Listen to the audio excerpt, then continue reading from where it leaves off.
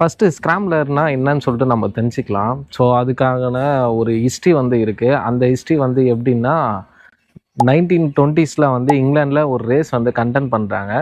Point to point வந்து பார்த்தீங்கன்னா, அந்த ரேஸ் வந்து கண்டக்ட் பண்றாங்க. அந்த ரேஸ் வந்து எப்படி இருக்கும்னா, நெறைய டெரெயின்ஸ்க்கு ஏத்த மாரி வந்து அந்த ரேஸ் வந்து இருக்குது.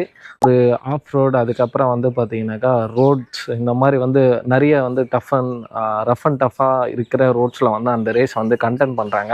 ஸோ இந்த ரேஸுக்கு வந்து பைக்கை வந்து மாடிஃபிகேஷன் வந்து பண்றாங்க. அதாவது எப்படின்னா, ஸோ நார்மலா இருக்கிற ஒரு பைக்கை வந்து பார்த்தீங்கன்னா, அந்த ரேஸ்க்கு ஏத்த மாரி வந்து அந்த பைக்குன்றத மாடிஃபை பண்றாங்க. அந்த மாடிஃபை பண்ண பைக்ஸ் வந்து பார்த்தீங்கன்னா, நாளடைவுல வந்து ஸ்க்ராம்ப்லரா வந்து கன்வெர்ட் ஆகுது. இப்போ நெறைய பிராண்ட்ல வந்து ஸ்க்ராம்ப்லர் இருக்கு. ஃபார் எக்ஸாம்பிள் வந்து பார்த்தீங்கன்னா, ட்ரைம்ப், டுக்காட்டி, எஸ்டி, அதுக்கப்புறம் வந்து பார்த்தீங்கன்னாக்கா, ராயல் என்ஃபீல்டு, அதுக்கப்புறம் ஹீரோ இந்த மாரி நெறைய பிராண்ட்ல வந்து அவங்கவங்க பிராண்ட்ல வந்து பார்த்தீங்கன்னா, அவங்கவங்களுக்கு தகுந்த மாரி வந்து ஸ்க்ராம்ப்லர் பைக்குன்றது இருக்கு.